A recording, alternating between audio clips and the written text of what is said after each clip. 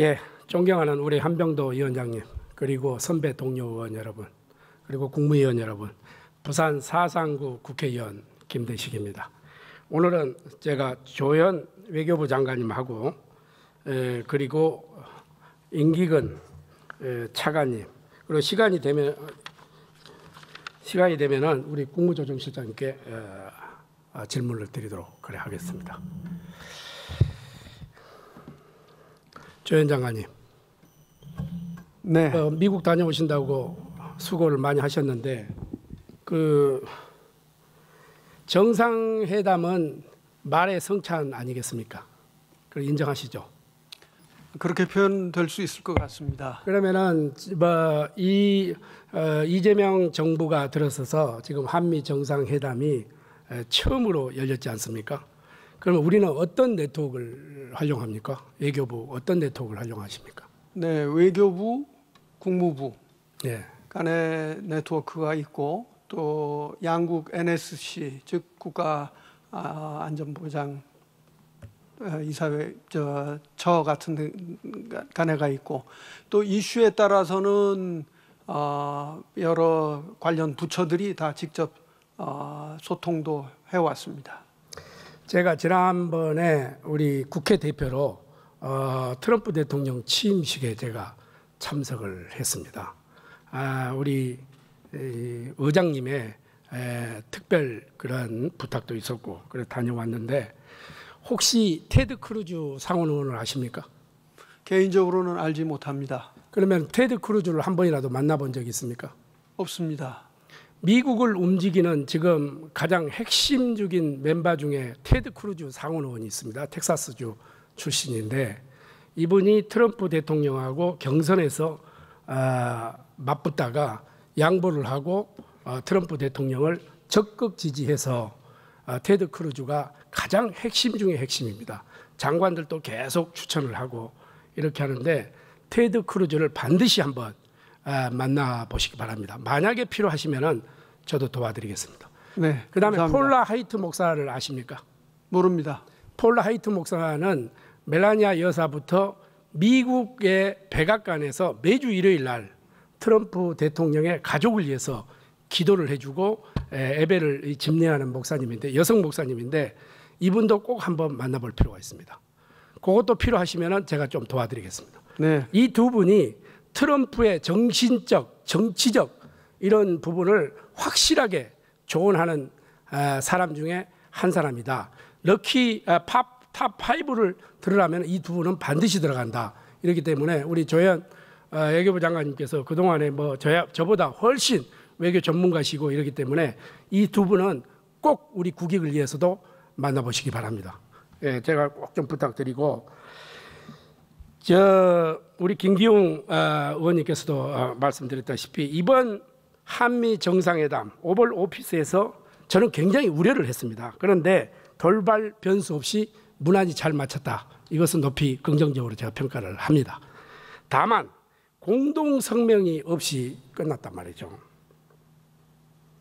이 공동성명은 양국 정상 간에 굉장히 합의사항을 담아서 이렇게 발표하는 건데 이게 하나도 합의가 안 된 겁니까? 아니면 합의가 됐는데 관례대로 우리 장관님은 발표할 수도 있고 안 할 수도 있다. 이렇게 또 말씀을 할 수가 있는데 이건 왜 공동성명이 없었습니까?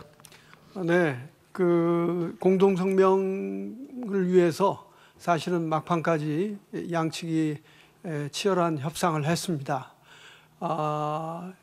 일부 분야에서는 합의가 됐습니다. 그러나 그 앞서 질의에서 제가 설명드린 것처럼 관세 또 투자 이런 분야에서는 숫자가 많이 들어가고 어떻게 보면은 국회에 와서 보고를 드리고 동의를 구해야 되는 사안들이 있었기 때문에 저희들은 절대 이것을 집어넣는 것은 안 된다라는 입장을 고수했습니다. 그러니까 미국 측에서는 그렇다면은 저희는 그것도 고려를 했습니다. 여차하면 그런 것만 제외시키고 합의된 것만 발표하는 것도 했는데 미 측으로서는 그러면은 이것을 협상을 다 완료한 후에 적절한 계기에 발표하자 해서 저희들이 그 받을 수 없는 것을 받는 것보다는 그것이 낫겠다고 해서 그 공동 합의문이 발표가 되지 않았습니다. 그런데 꼭 이렇지 않더라도 트럼프 정부에서 그 공동 발표문을 왕왕 발표하지 않는 경우가 있습니다. 네. 그래서 진짜 결국 협상은 이제부터 저는 좀 시작이라고 보는데, 이건 민감한 사항에서 합의가 하나도 이루어지지 않았기 때문에 이 공동성명이 없었지 않나, 이렇게 본 의원이 생각할 수밖에 없는데, 그거는 동의하십니까? 네, 하나도는 아니고요. 예, 어느 정도 합의가 이미 이루어진 것도 정상회담 전에도 있었고, 또 마지막 그 수치에서 조율해야 되는 것도 있었습니다. 그런데 이번에 이제 76번째 한미 정상회담 아니겠습니까, 그죠? 76번째죠. 그 수치는 76번째인데 인도라든지 일본이라든지 이탈리아라든지 이런 다른 나라들은 정상회담이 끝나고 이 발표를, 공동성명을 발표를 한단 말이죠. 하는데 유독 우리 대통령이 가서 이게 한미 정상회담 모든 국민들이 바라보고 굉장히 기대를 많이 했는데 공동성명이 없기 때문에 야, 이거 한미 관계가 이거 제대로 되는 거야? 안 되는 거야? 이렇게 국민들이 걱정할 수밖에 없지 않습니까?